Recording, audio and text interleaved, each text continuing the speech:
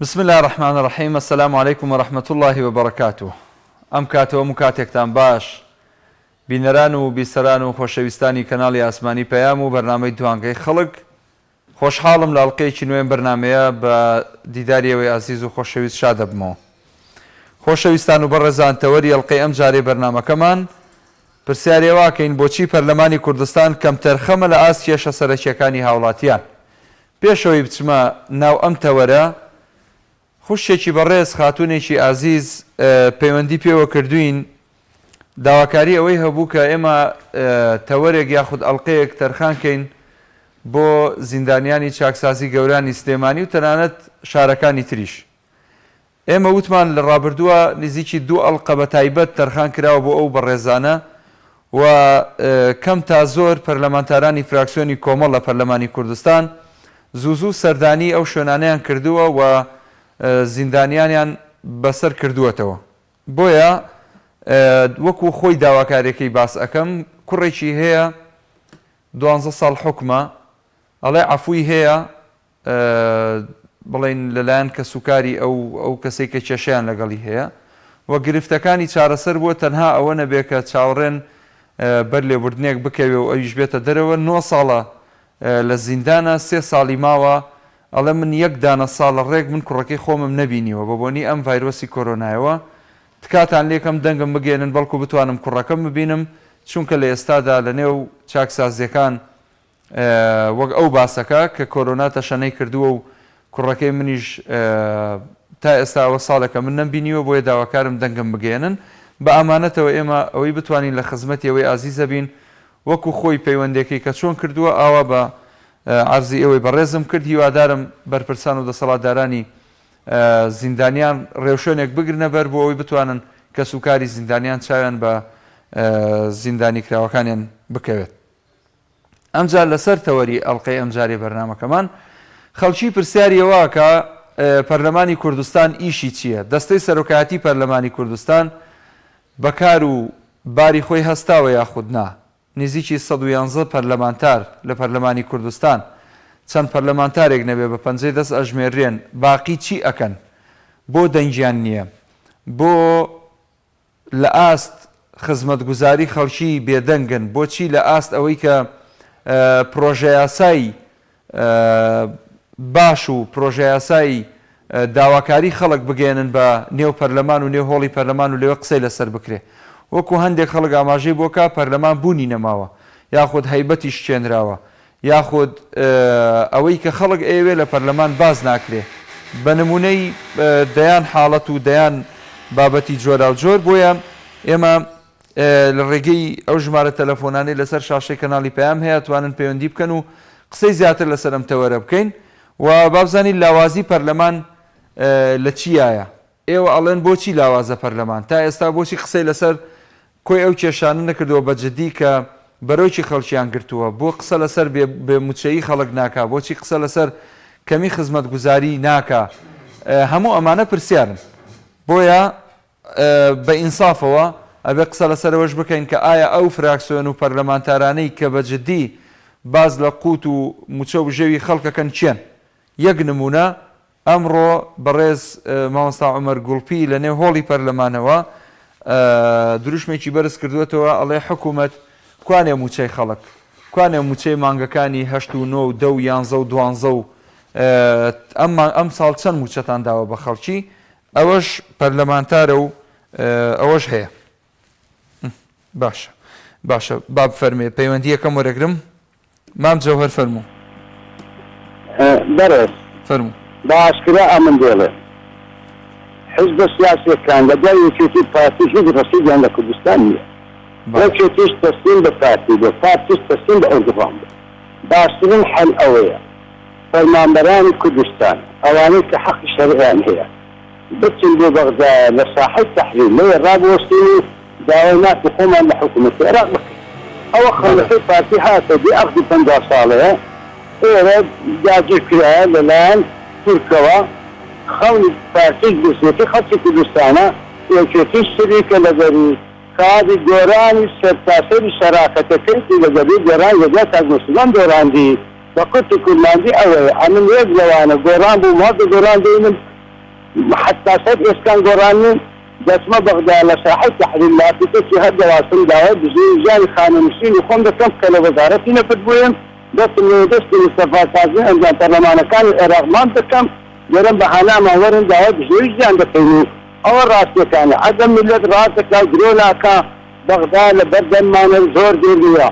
برنامج كاني برلمان العراقي زور بأسكرانة ديري برنامج تأثير في تجارة ملتي بخيرنا كان رأس مال انتياي تركلو كتايبا موضوع كبيرة أردغان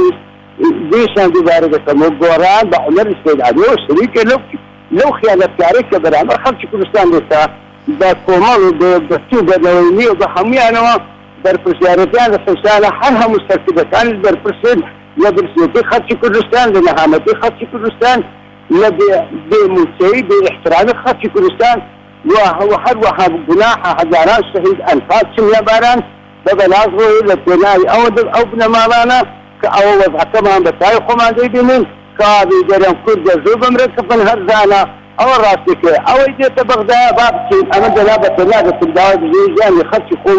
يخوم ما وندالك يخوم قسم أو راسك كان إيش صفحة دەست خۆش خوا لەگەڵ باوکی هێور وەرەگرم لە هەولێرەوە. السلام عليكم. وعليك السلام ورحمة الله وبركاته. دەست خۆشی بەرنامەکتانی وڵاتی تەورەکەتان تەورەشی گرینگە بە تایبەتی بۆ ئەمڕۆکە کای محمودجان ئەگەر سیر ببینین هەموو وڵاتانی پێشکەوتوو تەماشاکەی پەرلەمان نوێنەری خەڵکە هەم کەس ناتوانین بچێتە پەرلەمان قسە بکە لە ڕێگای نوێنەرەکانیەوە کەواتە نوێنەرەکانیش دەبێت داوای ماف و امتیازاتی خەڵک بکەن بەڵام بەداخەوە لە پەرلەمان هەنێکە سێکن ئەم خولە لە خولی چوارەم خراتر بوو چوارەم لە سێ ناین دەبینین دەستێکەیە بە تایبەتی خڵمتر قسە بکەین لەلایەن هەردوو یەکێتی پارتی پێیانەوێت پەرلەمان بێباخکەن بۆ ئەوەی ئەو دروستکاری کە گۆڕانکاری شێ هەوڵاتیانە گۆڕانکاری بکەن لە ڕێگای دەنگدانەوە ئەمەش نێرن بۆیە دەبینین لە ئێستادا بۆ نمونە کێشەی موچەیە کێشەی گەنجان هەیە کاتن بۆ دەرەوە کێشەیەوەیە کە نەوت دابژە کۆمەڵە کێشەیە کە تایبەتن بە مافی سەرەتایی هاوڵاتیان بەڵام ئەم دەستەی سەرۆکایەتی ئەم زۆرینە یەکێتی و پارتی و بەشێشی گۆڕانی جورئەت ناکەن بێن دەست بخەنە سەر بژنەکان بەلایانی کەمی خزمەتگوزارە سەرەتیەکان بدەنە هاوڵاتیان یعنی هاوڵاتی بڕوا ناکەم هیچ وڵاتێک وەکو هاوڵاتیان دێن کوسەنەوە ئارامگربی نازانم سناویش لێ بنێن بێدەنگ بیتن لە بەرامبەردا دەسەڵاتێکی زاڵە مستەمکار یعنی هەتاکەی ئەوەی ماوەشە بەڕاستیانی ڕوونتر قسە بکەین ئەو لایەنانە بە تایبەتی کۆمەڵی ئیسلامی بە تایبەتی ناو کۆمسیل بەرزماوە سازستان توانوێتی شکۆ بگەڕێنەوە بۆ پەرلەمان ئەوەی سەلماندووە کە ئەگەر دەنگێکی بێت چەندەکەش بێ کاریگەری خۆی دەبێتن لە پرۆژە یاساکانی پێشتر دیمانێ ترانزیسیۆنی کۆمەڵ لە زمانی وێژ ئەوەکانیتر یەکگرتووی ئیسلامی تا ڕادێک ئەو چوارەینەوەی نوێژ توانیوانە بەڵام ئەمەش ناکاتەوەی کە دەستەی سەرۆکایەتی یعنی بێتە سەخت بە تایبەت لە سەوانەی مافیا وڵاتی خاڵی تر بوو لە کاتیش ناگرم بەڵام من زۆر دەرباسیەوەم کردووە لە زۆربەی چار پەرلەمانتاران دەبێ بەگشتی کۆمەڵی خاوی هاوبەشی هەمویان یەکدەنگ بن بەڵام دەبینین لەو سوکاتی کە بە پێغەمبەری خوا کرا صلی الله علیه وسلم لەمەش یعنی حزبەتی وای کرد بەڕاستی یعنی ئاینی پیرۆزی ئیسلام حزبەتی وای کرد کە هەندێک تر لە ئاینی ئیسلام کە لەبەوەی نەبێتە مزایەدا یا بۆ نمونە لەسەر ئەوەی کە موسەیە موسەی بەغدا ینی لەوەش یەکدەنگ نینە ینی کاتە مافی هەوڵاتیان چی بە ینی سیاسی ینی نازانم تاکەی ئەم پەرلەمان وایە زۆر سپاس باوکیەوە سپاس بۆ پێوەدەکەت چمە لای کاک هاوار لە چەمچە ماڵەوە کاکە هەم کاتە باش هەموو کاتت باش کاک هاوەرجان چاوماتەکەم برا گەورەی کاکە ئێوە لەسەر زۆر جوان تەوەروش دەکەن بەڵام شتێک تا ئیستا هەیە نەتان کردوەتەوە لەسەری ئێمە پاشماوەی ئەنفالی باش ئەلم ماواچین بۆ محکەمە بۆ بەغا کەس و کارمان هەیە بۆ نمونە نفوسیان گۆڕیەتە کە ئێمە نفوسمان تەنگاو ئەو منتیقانەیە بەڵێ اینجا هەتا ئیستاکە هیچ ئەندام پەرلەمانە هیچ کەسێ هیچ شتێکی بۆ ئێمە نەکردووە کە ئەوان ماگانە تا لە ملیۆنێک و 200,000ەوە تا تقریبا 450,000 کە بۆ ئەو کەس پاشماوەی ئەنفال و کەسوداری زیندان سیاسی و زیندان سیاسیانە بڕاوەتەوە اینجا ئێمە پرسیارێکمان لە حاکمەکە کرد حاکمەکە وتی کاکە مەعاشی ئەوە لە 2006 تا ئێستا سەرف کراوە بۆ لە کوردستانە بەڵام ئەو دەسەڵاتدارانی لای خۆتان دزن و بۆ خوانێ دزنەوەی خۆن بۆ شتی بۆ ناکەن اینجا هیوادارم ئەم شتێ من بگاتە پەرلەمان و ئیشی لەسەر بکەن ئەو حاکمە کەوای بە ئێمە وتی بەڵێ بە بەڵگەوە بەد لە 2006ەوە بودجە بۆ ئێوە سەرف کراوە بۆ پاشماوەی ئەمساڵ ئەوانی کە بە زیندان سیاسی نان نووسراوە هیچ شتێکمان بۆ نەکراوە تا ئێستا ئێمە تەنانەت هەوێ بۆمان هەوەیەکمان بۆ کراوە بەڵام هیچ قیمەتێکی نییە. زۆر باشە کاک هاوار تۆ توانی یەکشت بۆ برای خۆت بکەی؟ بەڵێ ئەگەر ئەزێت نەبێ ژمارەکەی خۆتم بۆ دانا من دوایی ژمارەکەت دەدەم بە فراکسیۆنی کۆمەڵ لە پەرلەمانی کوردستان ئەیدەم بەو پەرلەمانتارە بە ڕێزانەی خۆمان ئیشی جدی و قسەی جدی لەسەر ئەم بابەتە بکەن. ئەگەر ئەوم بۆ بکەیتێک ئاڵان ڕقم دانەم و بەسەر چاوە لە خزمەتین پێشەوەی داخەوە ڕقەمەکەت دانا با ئێمە ینی بەڕاستی ئەو شەرەفە بە ئێمە ببەخشرێت کە ئێمە بتوانین لەو فراکسیۆنە بتوانین قسە لەسەر ئەم بابەتە بکەین بەڵکو بکرێت بە خۆشە یاسایەک بکرێ بە شتێک و بانگهێشتی بۆ نمونە وەزیری شەیدان و ئەنفالکراوان بکرێت کە بۆچی تا ئێستا ئەم مافە بۆ خاوەن بۆ ئێوە نەگەڕاوەتەوە بۆ خاوەن ماف نەگەڕاوەتەوە. بەڵێ برام من خۆم یەکێکم لەوانی کە بۆ نمونە دایکم بەچووکە ئێمە تەمەنمان مناڵ بوو لەو سنەیە وتیانەوە بە شایەت قبوڵ نینی بێ کەسێک لە 18 ساڵ بەسەرەوە بێتتر ئەو پرسیارەمان ژدەی کەسمان باش ئەی بۆ ئێمە وتی ئەوەیەوە بە دڵنیایە و سەرف کراوە بەس هیچ شتێکتان بۆ نەکراوە لای خۆتان دەیدزنەوە حکومەتی لای خۆتان دەستە خۆش بێ هەر ژمارەکەتمان بۆ جێبێڵە داوا لە هاوڕیان مەکەم ژمارەکەت وەرگرن و ئینشاڵڵا من ئەیدەم بە هەر یەک لە سەرۆکی فراکسیۆن تا ئەندامانی خوارەوەی فراکسیۆن و ئینشاڵڵا قسەی لەسەر بکەن ئینشاڵڵا بەس دەستی خۆش بێ سپاس دەکەم دەست خۆش کاک کەیوان لە پیرەمەگرونەوە فەرموو. السلام عليكم. عليك السلام ورحمة الله وبركاته. هەموو کاتت باش کاک کەیوان جان. دەستخۆشی بەرنامەکەت لێ یەکەم بەرنامەکەت بە ڕوونی دەسەد چییە؟ پرسیاری واکەین بۆچی پەرلەمانی کوردستان کەم تەرخەمە لە ئاست کێشە سەرەکیەکانی خەڵک؟ بەڵێ بەڵێ وەڵای پەرلەمان دەوەدای پەرلەمانەوەی کە ئەم جەماعەتە کۆبوونەتەوە موچەی داهاتی هەم وڵاتی لەسەرەبەن بەڕێزێک لە کۆمێن نووسیوێتی دیوەخانە پەرلەمان نییە. والله حەزی نەبێت دیوەخان بابە گیاوەرە من دیوەخانت پێڵم لەم مەتیقە و لەم زافاەتی خۆمان دەیان کێشە و خوێنە کوژێنێتەوە ئەمانە نەخوێنان پێ ڕژێ نەخوێنیشان پێ ئەکوژێتەوە حەجیان نەبێتەوە بۆ دەستەی سەرۆکایەتی پەرلەمان بەدەستم ئەو دەستەیە کە ئەو پەرلەمانە بەڕێدەبا ئەمدا پەرلەمانی زۆر چاکی پێ لە هەموو فراکسیۆنەکان کاکەیوان ئەم سێ چارەکەی لە پشتی مێزەکەون وان کردووە هیچ بۆ حکومەت ناکەن هیچ بۆ شەخصی شەکەن لە حکومەتی استراوداوە کاکەیوانە بەڕێز دەکەم بڵێ بۆ نمونە سەرۆکی پەرلەمان کاتێک پەرلەمانتارێک قسە ئەکا داوای شتێک ئەکا پەیوەستە بە ژیانی خەڵکەوەڵە کە من قسە دەکەم تو قسە مەکە مەسەڵەن ئەوە پێ دەڵێ ڕزبینیتم ئەمڕۆکە گوێم لێگرت لەو وتانەی هەموو بینی کە ئاگان لێ باوەڕم پێ بکە ئەگەر دێت و یعنی نانسا بێ ئیمانی لە ماڵی خۆمان خۆبەتەکاندەوە بۆی هیچ کە ئەو شخصێتانەوە ئەو شخصانە نەبینم کە فێر بەخوا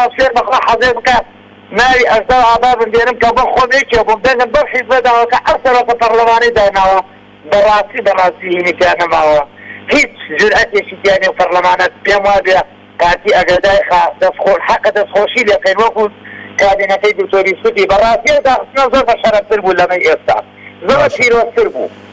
ئێستا کاک کەیوان من پرسیاری ئەوواکەم ئێستا مافی ئەوەی هەیە بۆ نمونە سەرۆکی پەرلەمان مایکی پەرلەمانتار بکوژێنێتەوە نێڵە قسەکەوڵێ کە من قسە دەکەم تو قسە مەکە دیکتاتۆر ئەی بۆ مافینێ دیکتاتۆر خۆ لە ماف ناپرسێتەوە دیکتاتۆرە لای چۆنا هیچ بۆ هەندێک خەڵکانێکە کە بە دیکتاتۆرێتی پێڵێنەوە ئەوە چۆن بڵێ کەسێکی گومڕانەوەە دارێ ئەمڕۆ کە دەسەڵاتیان هەیە بەڵام خۆزگە ئەوە ژەن نەدەبوو خۆزگە بۆی ئەندام پەرلەمانەکان وەکو ئەوەی پێشوو تاکە پێڵاو و دەبە ئاویان تێبگرتایە بەڵام ژنە ڕەنگە ئەوان سەتی نەزەری لێ بکەن لە هەندێ ڕۆوە نەتوانن هەندێک حرەکات بەرامبەری بکەن نەخێت نەکماسی نییە ئەو دەبێت جۆ بۆ هەموو پەرلەمانتارێ بگرێ ئەو مافەی کە 5 دقەیە 3 دقەیە چەندە حتا تەشیریشی تیادا دەبێت جۆ بگرێت چونکە ئەویش وەکوی ئەندام پەرلەمان بۆ چێتەوێ خۆ ئەویش لە حکومەتدا نییە کە حکومەتە با بڵێ من پەیوەندیم بە حکومەتەوێ پەیوەندیم بە مافی خەڵک و هەڵاتی بوونەوە نییە. بەڵێ بەڵێ دەست خۆش کاکەوان سپاس بۆ پەیوەندێکت سەرکەوتوو باشی عەبدوڵڵا لە گەرمیان مامۆستای گیانە و کاتتان باش هەموو کاتت باش باوکی عەبدوڵڵا داواتان لێکەین وەکو فراکسیۆنی کۆمەڵی ئیسلامی ئەگەر بە فۆرم بێ بە هەر شتێک بێ موچەکانمان بگەزنەوە سەر حکومەتی عێراق بە هیچ شێوەیەک رازی نین لە دەسەڵاتی کوردی بە هیچ شێوەیەک ئامادەم منەوە خۆم تەنانەت فقد جنسی بکەم و جنسەکەی خۆم بگۆڕم یعنی پاسگەز لەوەی پەشیمانم لەوەی کە کوردم. بەڵێ بۆچی باوکی عەبدوڵڵا بۆچی؟ وەڵی بۆ نەعەدالەتی و زۆم و زۆرەی ئەم دەسەڵاتە کوردی کا یعنی ئەمە ئەوە چەند موچەمان نەدرێت یعنی 4 موچە وەرگیری لەم ساڵە ئەستیانیان بە لێبڕینەوە ئەگەر بیتێ بەسەرینێکی ڕاست 3 موچەی تەواوەکە یعنی خەڵک لە وەزعێکی زۆر زۆر خراپایە گەنجان هەمووی سەری هەڵگر بەرەوە هەرندەران یعنی نعەقیان نییە یعنی موچە هەرێمی کوردستان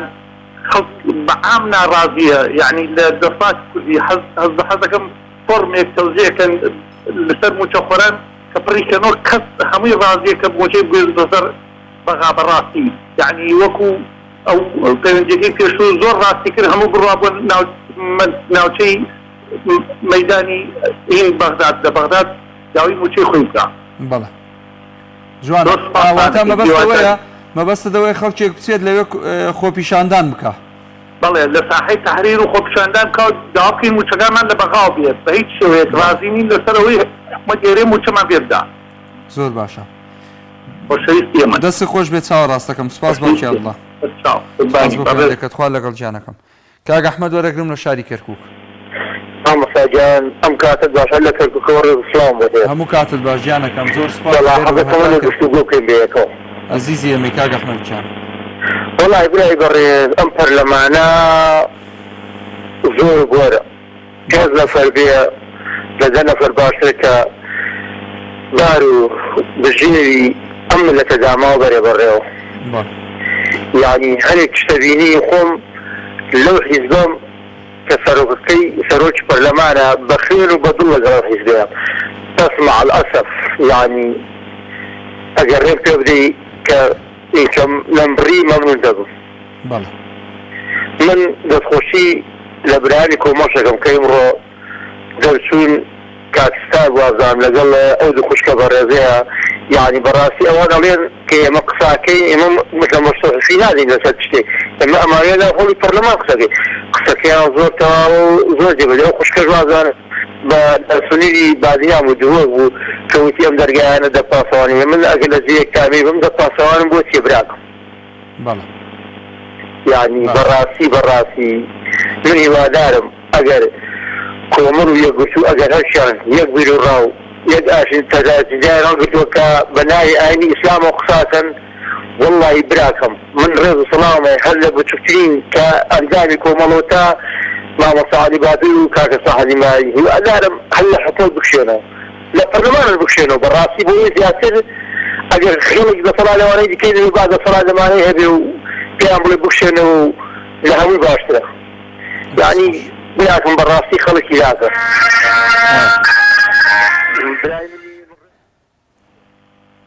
کاک ئەحمەد دەست خۆش بێ سپاس بۆ پەیوەندەکەت. کاک سالار وەرەگرم لە پیرەمەگرون. سلام علیکم. عەلەیکە السەلام وەڕەحمەتوڵڵا. دەستخۆشی بەرنامەکەشت لە یەکەم براکەم. سپاست دەکەم کاک سالار گیان. سەبارەت بە بەرنامەکە تایبەت کە بە پەرلەمان بە بۆچوونی من و دەیانی وەک منیش پەرلەمان شتێک نییە بە ناوی پەرلەمانەوە لەبەرەوەی پەرلەمان تۆ کە پەرلەمانت هەبێت دەبێت دەنجێکی ئازادیشی تیابێ سەبارەت بە کێشەی خەڵک موچەی خەڵک کاروباری هەموو لە هەموو ڕوویەکانەوە ئیدیاری سیاسی ئابووری ینی شتەکان دەبێ هەموو بە یەک خەت بڕوایی وەک هەموو وەک یەک بێ بەڵام پەرلەمانی ئێمە هەمومان دەزانین حیزبیە کە حیزبێ فەرموو بۆ نمونە بەدیان ئەندام پەرلەمانمان هەیە قسەی حەق دەکەن لەوێ دەمکوتیان دەکەن دوای دەمکوتنەکەش کە هاتنە دەرەوە کە لە کۆمەشیالێ دەکەن کەواتە پەرلەمان بۆ بە حیزبی لە ناو حیزبیەکەش بە تایبەتی پارتی دیموکراتی کوردستان جڵەوی پەرلەمانی کردو بەدەست خۆی بە کەیفی خۆی هەڵی دەسوڕێنێ دوای ئەوەش حکمی ئێمە هەمووی ئاشکرایە لەوەتی پارتی دیموکراتی کوردستان سوڵتەی گرتوۆتە دەست تورکیا ئێمە بەڕێوە دەبا فەرموو نەوتەکەمان دەبا بە نەوتی خۆمان کوردستانمان ئاگر باران دەکا لێرەش لە کوردستانی خۆمان شەهید کەسوکاری شەهید مناڵی شەهید بێموچەیە پێشمەرگە بێموچەیە فەرمانبەری پەروەردە بێموچەیە یعنی لە هەموو موسەخۆرەکەمان بێموچەن نەوتەکەی خۆمان ئێمە ئیسفادەی لێ ناکەین دوژمنەکەمان ئیسفادەی لێ دەکا لایەنێکی بەرپرسیش بۆتە هاوکاری لەو لایەنە بەرپرسەش لێرەش یەکدوو لایەن بوونە هاوکاری وی لەبەر بەرژەوەندی خۆیان بۆ ئێمە یەک ڕێگە چارە ماوە بیکەین ئەویش لە ڕێی کەناڵە بەڕێزەکەی ئێوە داوا لە بەڕێز مامەستا عەلی باپیر دەکەین کە بەپەلە لەگەڵ کاکشێخ لاور و سێ چوارێش کەشن حەز ناکەم ناوان بێن ماو خۆیان نەزانن دانیشتێکی بەپەلە بکەن و بگەنە بەغدا ڕێگا چارەیەک بۆ ئەم مەسەلە دانێن تاکە یعنی خەڵک مامەستا شت هەیە یعنی ئێستا من دەتوانم بۆ خۆم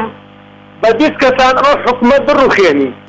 بەڵام یەک شت هەیە ئەمڕۆ عەرەبیش زێتی خەنیە یعنی تۆ متمانەی پێ بکەی سبەینێ شتێ بگەی پشت بدەگرێ یعنی تۆ شتێ دەکەی لایەنێکی حیزبی عەرەبی لەو لاوە پارتی کە پشتی گرت کەواتە تۆ شتەکەی ئێمە فەشەلی ئێمە یعنی ئێمە لەو لاش دڵنیانین شتێ بکەین کە بۆ ئایندەی ئێمە باش بێ چار ئەوەیە ئەم بەڕێزانە بچن لە بەغدا دانیشتێک بکەن و ئەم وەزە یەکلایکەنەوە تا هەر هیچ نەبێ هیچ نەکەن نەوتەکە لە ژێردەستی تووشا بێن نەدەرێ زۆر باشە سپاسانەکەم دەستی خۆش بە کاک سەلاجیان سپاس بۆ پەیوەندیەکەت کاک هۆشمەند لە کۆیە السلام عليكم. عليك السلام ورحمة الله. دەستخۆش بووی بەرنامەکەتان و سلااوڕێزم بۆ بینەران بێ وەرەس زۆر سپاس گیانەکەم دەستی تۆش خۆش بێ سەرەتا من نازانم لەسەر تاکەی بەرنامەکە نووسراوە کە کەمتەرخەمی بە کەسێک دەگوترێ بۆ نمونە بە ئەرکچ خۆی ئێستا بەسکەمەکتەر کەمتەرخەمە بەڵام ئەوەی من دەبینم ئەسڵەن پەرلەمان هەتا ئێستا سوودەچی نەبووە لۆ کۆمەڵگە بەپێی ئەو یاسای پەرلەمانی کە ئێستا تەوەری باسەکە لەسەرا من وەکو خەوان پێداویست تایبەتێک لە یەکی 2012ەوە 250,000 هەیە بەرام لە دوای 2012 موچەکەی من بۆ 90,000 لە دوای 2007 بۆ 150,000 یاساکەش لە تۆزی لەسەر شەکە فەریشکە ناکەن هەدەم ئەو یاساکانی پەرلەمانی کوردستان ئەسڵەن هەر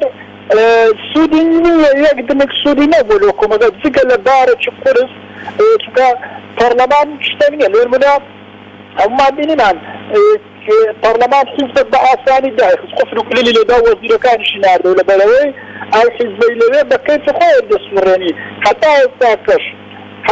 کەش جگە لە سوود جگە لە چەند شتێکی جوزئی لەوانەیە باز بکرێ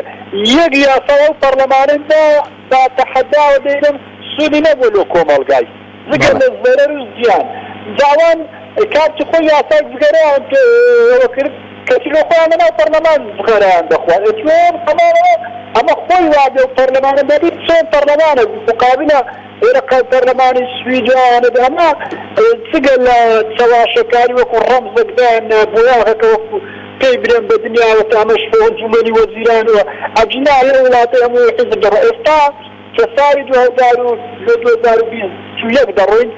زۆر شتەکان بەڕوونتر دارن لە پار و پێرانکە حیزبەوە بۆ نمونە ئێستا وای لەهاتی یاساکان حکومەت ئەسڵەن لە ئیدارەی یەکێتی جێبەجێ ناکرێت لەبەرەوەی ئەو ئیدارەیە بە کەیفی خۆی دەکا ئەویش بە کەیفی خۆی واتە پەرلەمان و حیزب ئێستا زۆر یاسا لە هەولێرە دەردەچوو لە سلمانی و منتیقەی کۆی ئەو منتیقانە جێبەجێ نەدەکرێت چەندین یاسا هەر لەو چەند ڕۆژەیدا ڕابردوو مانگەی ڕابردوو هەبوو بە کەیفی خۆیان ئاوە دەریان دەکرد ئەسڵەن ئەو لایە جێبەجێ نەدەکرد ئێستا کە 2021 وان نزیک دەبینەوە زۆر قوڵتر دیارە کە پەرلەمان هەموو فشێتەنیا حیزبە وڵاتە بەڕێوە دەدا ئێستا زیاتر لە جاران باوە دەستخۆش و ستاڕێزم سپاس بۆ جەنابەت دەستخۆش بۆ پەیوەندیەکەت کاک هۆشمەند خوال لەگەڵ باوکی باران وەرەگرم لە شاری سلێمانیەوە کاک محمودجان ئەم کاتە باش هەموو کاتت باش باوکی باران زۆر سپاس من پێم وایە یعنی ئێمە ناوی پەرلەمان ناوێکی جوانە تەمان بەس ئێمە ئەم حیزبانەی ئێمە ناشرینیان کردووە پەرلەمان بابمە ئێمە پەرلەمانی ئێمە بارەگایەکی پارتی دیموکراتی کوردستانە موافقین بین با ڕاستۆ بین لەگەڵ خۆمانە باشە وەڵی منە و مەشەدانم بینی کە بۆ نمونە سەرۆکی پەرلەمانە و مایکل لە بەڕێز بەسەس بەڕێزکار عەبدولستار مەجیدە خاتەوە وەڵاو بنای شتێکی ئەو نەناشتینە یعنی کەسێکی ئاوا یعنی شتێکی نازانم چۆن جورئەتی ئەوەی کرد یعنی ئەگەر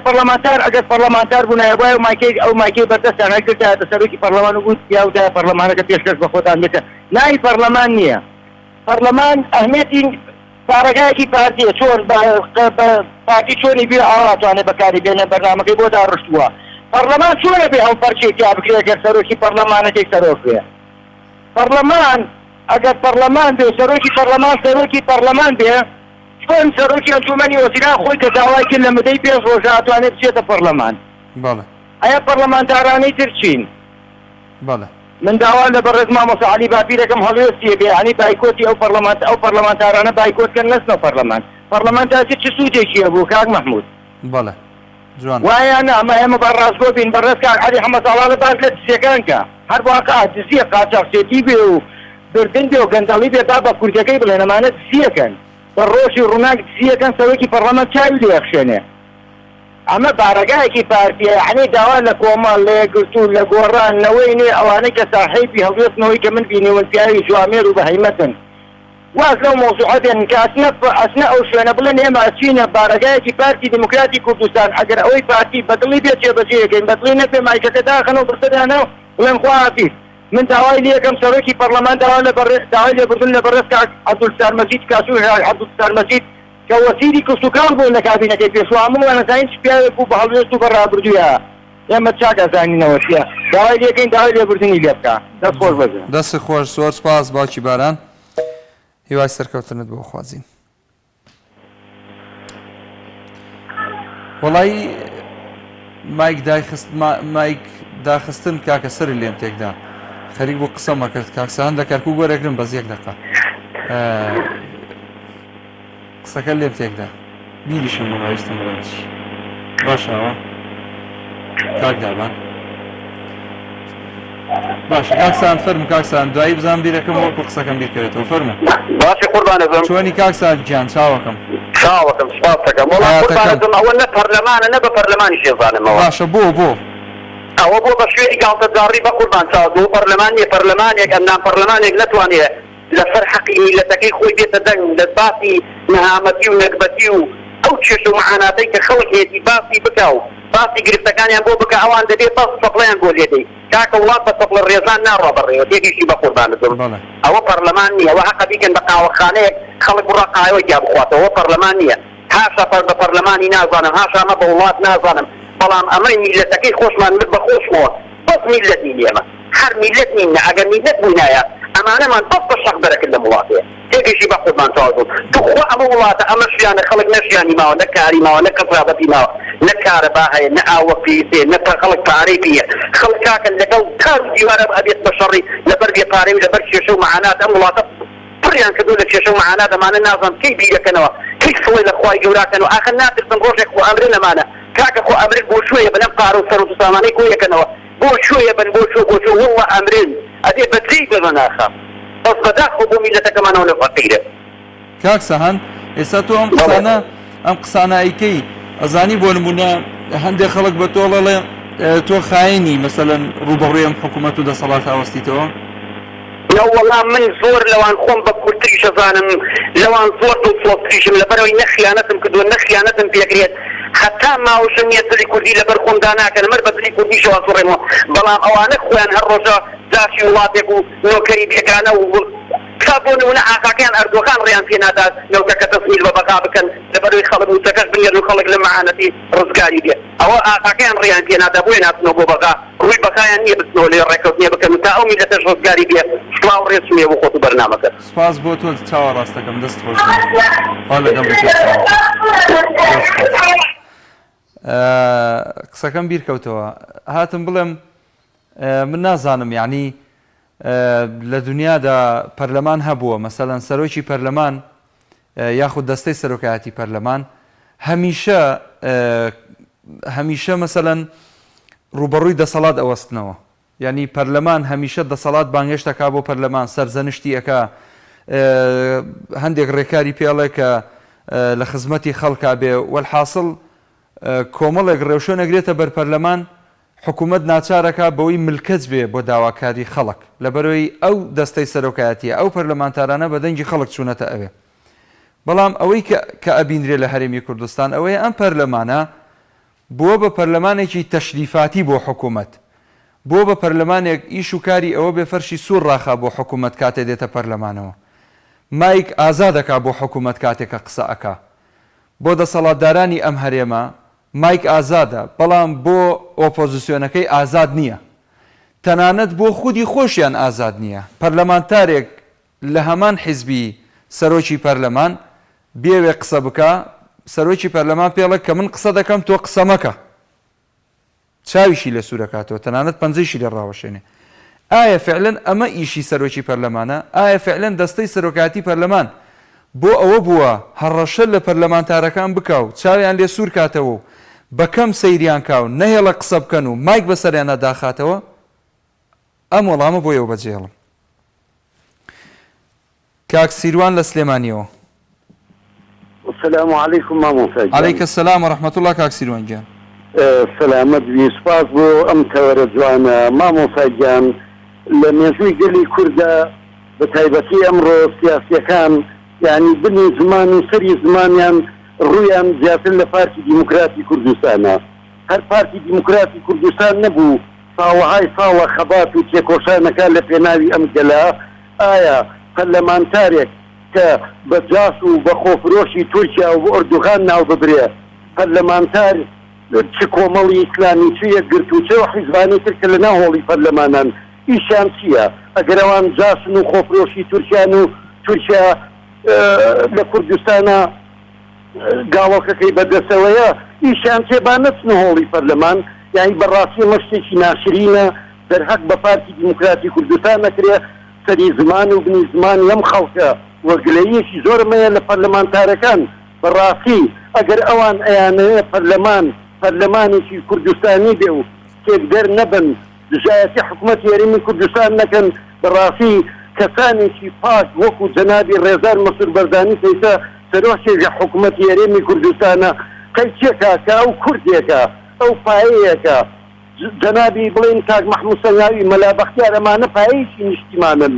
من ڕاستە ئەنجامێکی پارتی دیموکراتی کوردستانم بەڵام چی بەرپرسێ لەم کوردستانە بە پایەیەکی ئەم نیشتیمانەیە زانم یعنی بەڕاستی شتی ناشیا و ئاراستەی جەنابی سەرۆک بەرزانیەکەن ئاراستەی حکوومەتەکەن پەرلەمان ناشرینەکەن هۆکارەکەی ئەگەڕێنمەوە بۆچن پەرلەمانتارێک ئەگەر خۆیان بە مزادی سیاسی ناوە بن و دش بە حکوومەت و دش بە پەرلەمان و پەرلەمانێکی گەردەڵن با بکشێنەوە با پارتی و یەکێتی با بڕێوە حکومڕانی لە کوردستان لەگەڵ ڕێز و خۆشەویستیم بۆ جەنابتان سەرکەوتوو بن. زۆر سپاس بۆ پەیوەندەکەت کاک سیروان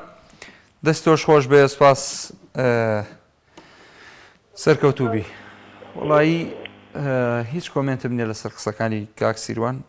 هیچیش نەڵێن باشترە چونکە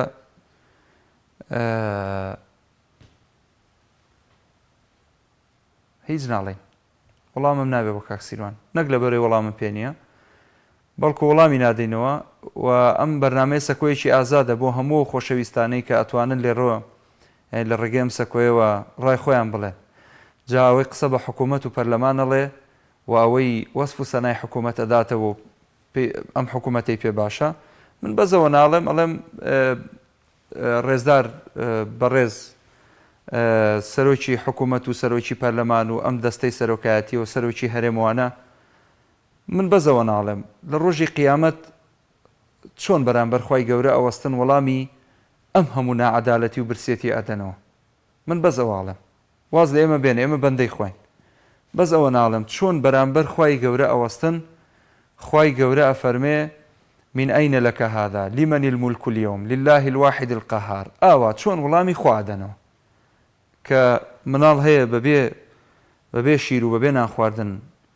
شەو سەرە خاتە سەر سەرین چەندین مناڵ هەتیو کراوە چەندین موچە بڕێنراوە چەندین خەڵک ئەشکەنجە و ئازار دراوە لە نێو زیندانەکان بە نهێنی و بە غەیرە نهێنی چەندین حاڵەتی سەیر و سەمەرە ڕوویداوە لە هەرێمی کوردستان هەمووی ئەوانە لێی بەرپرسن کە ئەمڕۆ ئەم دەسەڵاتیان بەدەستەوەی چۆن وەڵامی خوا دەنەوە جا ئیتر چیان کردو بۆ قیامەتی خۆیان ئەویان خوا خۆی ئەیزانێ و پێم باشە هیچ قسەیەک لەسەر ئەو بابەتە نەکەین. باوکی مسلیم وەرەگرم لە چەمچەما. فەرموو باوکی مسلیم. السلام عليكم. وعليك السلام ورحمة الله. لكن هذا الخشوع برنامج جوان دكم. سپاس دەکەم باوکی مسلیم چاوەڕ ناچەکەم. زۆر بەتەرەفەن پێ جوانە دەسەکان خۆش بێ. لە خزمەتە. زۆر دەستخۆشی دەکات ئەبستار مەجید دەکەن لە ئەبستەکانی هەڵ لێرەوە تا بەتەماری خۆیان. بەڵێ. کاک عەبدوسەلام. بەڵێ کاک ئەبستار مەجید. بەڵێ. دەستخۆشی دەکەن بەڕاستی منێک پێوە. بەڵێ. وەزگەر بە ئەبستار مەجید منە بووە. باشە. بۆچی پێت وایە کاک عەبدوستار پیاوێکی من تا ئەم دەقەیە یەکجا بەدەم چاوبینی ومە نزیکەوە ئەوە بێ بڵێن وەکو فیزداتی وەکو کاندا جز هیچ ناجای بێت نابێتی کشتیانە لە بڵێنەوە بەدابری لەسەر سەد سلامەکان بەڵام ئەم پیاوە هەوێسی دیارە هەم کاتێک ئەو کاتێک وەزی و هەموو خەڵک بە چاوی خۆی بینی وەڵا ئەو برادەری پێشی لە هێشتاوەنەوەتەکان قساکە باسی سەد بارزانی چێ بابا ئەوە بەسەر چوو ئێمە ئێمڕۆ خەڵک قوچێک دەوێ خەڵک خزمەتی دەوێ با خزمەت کوا پەرلەمان کوا چی نازان چی هەیە سێک لە وڵاتەیە کە تۆ دڵخۆشی دێ بەڵێ ئەوەی کە هەیە تا پەرلەمانەیە کە بەناو پەرلەمانەوە کۆبرانەوەی پێ باسی کرد حاجی خبرا پەرلەمانەوەی تۆ مەجاری من نەبین پێش لە خەڵک قسە بکەم ئەم تۆرە ئاڵەن بچی داناوە جوانە وایە ئەی پەرلەمانە کە پیاوێکی ڕۆ بسەر مەجید نەتوانێت پیامەتی خۆی ببینێ یانی پەرلەمان چی وەڵڵاهی بەڕێئی من لكن غلط يعني نوعاتا لكن لما انا جاري كثير كوبلونا كان بقلب وانا تسلم وانا فكرت بقينا ما بديت شيء جماعه طبعا بله قريب واحد الناس عندنا فيش شيء تزني جاب الزمان والله من مشكلەکە ناتوانم هەموو قسەیە بکەم یعنی یەکسەر پێم وەڵامە تۆ بۆ قساکەی تۆ پێشکەشکاری بۆ نییە قسەکەی بەس ئەگەر دروس بۆ خۆ دەخڵ بێنی ئازادی جان قال لك انا اقول من سلام دريم الله بدري ذاك والله من قسم زۆر پێ بەس ناتوانم هەموو قسەیە بکەم ئینشەڵا ئێوە قسە بکەن ئێوە گرینگە قسەکان ئێوە گرنگترە تا قسەی من تەوازن ڕاگرم بەڕاستی لەبەر بەرنامەکان هەموو شتەکاتم بەدڵ هەموو شتەکان ناو دلی نەمەیە بەڵام یعنی بەڕاستەکەی تەنها ئەوەی کە لەبەری گرمەیە گرانە ممکنە بەرانی نییە دەست و چاوت خۆش بێ باوکی مسلیم سپاس دەکەم زۆر مەمنونم بۆ پەیوەندێکت دەست خۆش بێ خۆ کاک لوقمان وەرەگرم کاک لوقمان جان فەرموو ئەم کاتە باش هەموو کاتت باش یاخۆ هەر باش بێ و کاکە گیانە ئەمانە بڕە قاچاقچین وڵاتە بن بەردەمانەکەی سەرۆکی حکومەت و سەرۆکی یاریەم و کوردستانی خۆمان پڕە لە هەمووی ئاوتونە برا بەڵێ کاک لوقمان ئێستاکەنا ئەو عەلەمە هەمووی فەقیر و هەژار و ماڵێ نان نییە بێکوە ئەوانی بڕە بەم ئەوانی جا و بابا خۆیان سێر نەخەڵکە مردووە لە بچاکان لە کەس نییە باش بابا بەدات بەس تەداحسەی چییە کرد کاکە تەداحسەن ئەو هەموو شەڕێ لەگەڵ ئێرانەکە 8 ساڵ شەڕ بوو معاشی نەفەرێکی نەبڕی بەڵێ باشەکەی ناکە تۆ ئێستا پێت وایە ئەم پەرلەمانە دەوری خۆی نەبینیوە لە خزمەتکردنی خەڵکە وەڵی بە دەوری خۆی جوان بینیوە ئەشەبیلا خۆیان چیان مەبەست بوو دەوری ئامینی کاکە ئێمەدەمان پێیان بچن مافیەمە وەرگرن مافیەمەیان بڕی بۆ خۆیان کاکە ئەندام پەرلەمانێ مای 4 ملیۆن دیناریە کاک بەڵێ بەڵێ دەست خۆش بێ کاک لوقمان جان دەست خۆش بێ ئێمە هیوادارین خودی پەرلەمانتارەکان وتی مانگێنەوە دەفرۆشم بە خەڕۆرێک مری ئیبراهیم خەلیلم دەست ناکەیە کاک بەڵێ دەست چاو خۆش بێ بەڵێ زۆر سپاس سپاس بۆ پەیوەندێکت سپاس بۆ پەیوەندێکت دەست خۆش بێ سپاس باوکی ئەحمەد هەولێر باوکی ئەحمەد السلام عليكم وعليك السلام ورحمة الله وبركاته كاكا كونا باشا کاکەجان ئەتوکوی باشی وەزعت کووە دەنگ باست کووە ئەحمەد خواتان لەبی ئینشاءالله هەتا بزانی ئەمن هەولێری باش دەزانم فەرموو دەستخۆشیتان لێ دەکەین لە بەرنامە خۆشی خزمەت دەدام جانەکەم زۆر سپاس کاکە ئەو بەرێک کە تازەیش قسە کرد لەسەر سەرۆکی حکومەت و مەدحی بارزانی و ئەوانەی دەکرد بڕوایت هەبێ ئەوە ترکاخۆرەکی ئەفلی ترکاخۆرەوە ئەو کاکا تو کو دەوێری ئەو قسانەی بکەی برام کورە برا ئەگەر بشکوژرێم ئەوە هەموو ترکاخۆرنەوەنە ئەوەی لە پەرلەمانیش دانیشتینە لە پارتی یەکێتی گۆڕان یەکێکی ترکاخۆرتر ماشەڵڵا بابەوە غیرەتی دەوێت کۆ قسانی دەکەێت و ئاوڕێکی بدەوە بەولا بۆلای بزانە کەس ئێستا لە مارێ دەنگت تۆمار ناکات دوای ئەوە بکەن هەموو بە قوربانی منۆکی کەعبستان مەجیدی بن لەگەڵ سەرۆکی نەوەی نوێ بەڵێ بەڵێ باشەکەی ناکە ئێستا ئەخدەتو چۆن ئەو قسانی دەکەی باوکی ئەحمەدە تو بۆم ڕوون وەڵا بێتر زۆر کە بخۆشم کادری پارتی مەخواڵە چی دەبی کادری پارتیشی ئارێ بەخوای ئەی بابە ڕۆ باشە آخر ئەو حکومەتە ئەگە ئەو پەرلەمانە ئەو سەر پەرلەمانە ئەو جێگرەکەی کە ئەوانە جوولەکە لە جوولەکە تەوقیعیان لە جوولەکەی کردیا ئەو لێرە دانیشتینە جوانە بڕوای کردی لە خۆیان مزگرترینە ئەوانە زاڵمن ئەوی تەوقیعیش بەوانە کردیا زەلامیان کوشتبی شریکن دزی دەکەن هەر شریکن يعني چه توقعی لوانه کردیا همون شریکن که بخوشن توقعیم کردیا همین شریکن دەست خۆش تەماشا ئەوە فەرمودەی لەسەر ئەو قسانەی جەنابەت دەڵێ کەلیمەت حەقین عند سوڵتان جائر تۆ ئێستا لەژێر سایە و سێبەر و دەسەڵاتی بۆ نمونە وەکو خەڵک دەڵێ من حەقم نییە دەڵێن سوڵتەیەک و دەسەڵاتێکی زاڵم و ستەمکارە ئێستا تۆ لەژێر ئەو سایە و سێبەرە ئەو قسانە دەکەی ئەوە بە پاداش بۆتە نووسێت دڵنیا بەڕۆشتە مەمنونم مەمنونی خوا بە شەڵا خوای گەورە پاداشت بداتەوە سپاس دەکەم دەست خۆش بێ سپاس باوکی ئەحمەد بۆ پەیوەندەکەت سەرکەوتوبی کاک عومەر وەرەگرم لە بازیان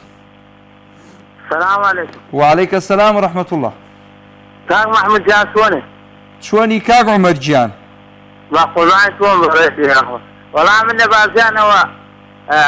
ئەمەوێت دواوە تەلەفۆن بۆ تۆ بکەم پێم خۆش دوای بەرنامەکە بەڵە ئەرۆڕا ئیسە کەدات خستەوە ژمارەت جێبێ لە تەلەفۆنت بۆکەم لە خزمەتە دەباشە با زۆر سواز ژمارەکە جێبێ لە دوای گلەی نەکەی بڵێ بیرم چوو ژمارەکە جێبێ لە بۆی تەلەفۆنت بۆ بکەمەوە لە خزمەتان بەسەر چاو ئاخر تۆ نایخڵای نایکە نانا ئیسە تۆ ژمارەکەت جێبێ لەم پەیوەندیت پێواکەم کاک ئیسە هەر دوای بەرنامەکە باشە دەی سەر چاوم ژمارەکەی وەرگرن کاک دابانجە بەردەوامی لەگەڵتان خۆشەویستان تەوەری ئەڵقەیەم جاراڵێن بۆچی پەرلەمانی کوردستان کەم تەرخەمە لە ئاست کێشە سەرەکیەکانی هاوڵاتیان دیارە من دڵنیام زەخت و لۆدێکی زۆر لەسەر پەیوەندەکانە ڕەنگە خەڵکێکی زۆر حەسکا پەیوەندی بکاوە بەشدار بێ لە بەرنامەکەمان بەڵام ئەوەندەی ئەوەی لە توانامانە بێ لە خزمەتی ئەوەی ئەزیز و خۆشەویستین دوو ڕای جیاوازیش هەبێ لە بەرنامەکە هەر جێگەی قبوڵە و بە نەفەسێکی حزبی و تەعاسوبێکی لایەنگیری بەڕاستی وەڵام نادەینەوە بەڵکو وەڵام بۆ خودی ئەو بەڕێزانە جێهێڵین کە لە دوای یەک تەلەفۆنەکەن و قسەی جددی لەسەر کۆی ئەو بابەتاناکەن کە پەیوەستە بە ژیان و گوزەران و ڕۆژانەی خەڵک ئەوە بۆ ئێوە جێهێڵین ئەم سەکۆیە بۆیە ئازاد کراوە ئەم بەرنمەیە لە خزمەتی ئەوەی ئەزیز و خۆشەویستە نەک هەر بەرنمەکە بەڵکو خودی کەناڵی ئاسمانی پێیام و تۆڕی میدیایی کۆمەڵ هەمیشە لە هەوڵی ئەوەیە بووە کە ببێتە مینبەرێک ببێتە سەکۆیەک بۆ ئەو خەڵکەی کە بەشخوراوە بەژمێنێتە لە هەرێمی کوردستان. باشە کاتیشم کەم ماوە بەس نازانم ئەگەر پەیوەندی لەسەر هێڵ هەبێ ئەوە کاکە بۆ ئاگاتان لە من نەماوە براکەم لە تاسوجەوە کاک زەکەریا لە تاسوجەوە کاک زەکەریا فەرموو سڵاوی خوا لە جەنابەت کاک زەکەریا جان أنا بس أحمد سيارة كم لسر پەرلەمانە پەرلەمان کەم تەرخەمە لە ئاست کێشە سەرکیەکانی خەڵک. وەڵای برازانەکەم بە یاو یعنی ڕازوانە قسە بکە خۆی پەرلەمان نییە ئەمە کارتۆنە یعنی کارتۆنەکە لێ سانەدانراوە کۆمەڵە خەڵک بەچێ لە ناویدا سا خواردنەوە و مناقەشەیەکی بێسوودە هیچ شتێتر نییە یعنی هیچ شتێکی تر نییە. بەڵێ کارتۆنی چییە؟ کارتۆنی چییە؟ چینەوەیە چۆنە یعنی بۆ کارتۆنە؟ آخر برازانەکەم من تەمەنم 30 ساڵە هەتا ئێستا یەک سوودم نەبینیوە لەو پەرلەمانی. باش یەک سوودم نەبینیوە لەو پەرلەمانی. پەرلەمان کۆ دەبێتەوە لەسەر قەدەغەکردنی مادە و نازانم گەرە و شتە ئەلکترۆنیەکان و یعنی استراتیژی نییە بۆ خەڵک. بەڵێ ئیتر خەڵکی شتێگلی دەست خۆش بکاوە ئەلە پەرلەمان وایە خەڵکیش خەتای خۆتی برازانەکەم جەنگیان پێداتەوە خەڵیان دەبژێرێتەوە خاتە سەرم کورسیە و ئیترگازگری یەکەم. بەڵێ بەڵێ دەست و چاوت خۆش بێ. سپاس کاوە مەرجان بۆ پەیوەندێکت هەر ساغبی براجان. خۆشەویستان هەندێک لەو کۆمنتانە خوێنمەوە کە بۆتەوە دیڵقەی ئەم جارە هاتوون. هەڵەت فایق ئەڵێ تەنها ناوەکەی پەرلەمانە جینا لە باڵەخانەیەکی حیزبی زیاتر هیچی تر نییە. دیار ئەحمەد ئەڵێ ناوی هەیە کار و کردداری نییە. ڕێدین تێبەڵایی ئەڵێ لەبەرەوەی حیزبە و حیزبی دەسەڵات لەبەرەوەی حیزبیە و حیزبی دەسەڵات دەستی بەسەدا گرتووە هەر کات بێوێ دایەخە. ئاسوودە سلێمانی ژەڵێ پەرلەمان نییە بەڵکو بارەگای حیزبیە. ئیبراهیم محەممەدی ژەڵێ پەرلەمان خۆی حسابی بۆ ناکرێت تا خەمی هاوڵاتیانی بخوات. کاروانعالی ژەڵێ بەداخەوە پەرلەمان وەک چاخانەی لێ هاتووە ناتوانێت وەک پێویست کاری خۆی بکە. فاخر برادۆستی ئەڵێ چونکە دەستەمۆ کراوە و ئەوەش پلانی کابینەی نۆ بوو تا پەرلەمان ڕۆڵی خۆی نەبینێ. دڵنیا محەممەدی ژەڵێ خۆیان تێرن و ئیتر کوا ئاگیان لە برسی هەیە. محەممەد کەرکوچی ژەڵێ زۆربیان گەندڵن و خەریکی گیرفان پڕکردنن. هەژار محەممەد دەڵێ میلەت خۆی کەم تەرخەمە بۆ مافەڕەوەکانی خۆی حکوومەتیش بە ئارەزوی خۆی یارمەتیان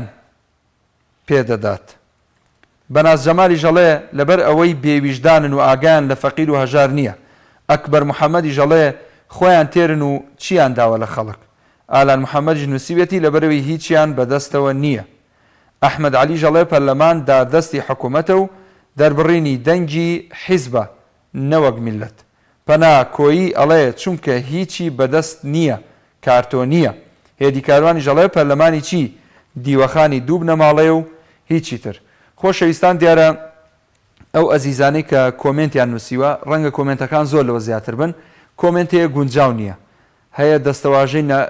نەگونجاوی تیا بەکار هاتووە هەیە جنێوە هەیە تەشهیرە هەیە ناوزڕاندنە هەیە ڕیکلامە بۆ نمونە خەڵک هەیە ڕیکلامی بۆ خۆی کردو لە پەیجەکەیە لە خودی تەوەرەکەی ڕیکلامی چیداناوەڕە لایکی پەیجەکەم بکەن. ئیتر من بەڕاستی پێم باشە هەر بە ڕێزێک جوۆی لە دەنگ مێستان بینێ بە جوانی کۆمنتێکی باش بنووسێ بۆ ئێمەش بخێنە سەر شاشە دواتر گلەی نەکا بڵێ کۆمنتەکەی منتان نەخوێندەوە یاخۆت نەخرایە سەر شاشەی کەناڵی پێیان. من سوپاسی یەک بێکی ئەوەی ئەزیزەکەم ئەوەی کە تا ئێستا بینەری بەرنامەکەی منە چاوی یەک بێکتان ماچەکەم هیوای لەرساغی و سەلامەتیتان بۆ خوازم. هەمیشە بینەری بەرنامەی دوانگەی خەڵک بن تا ئەڵقەیەکی تریان بەرنامەی بەخواتان ئەسپێرم. ئەسەلام عەلەیکوم وەڕەحمەتوڵڵاهی وبەرەکاتوه.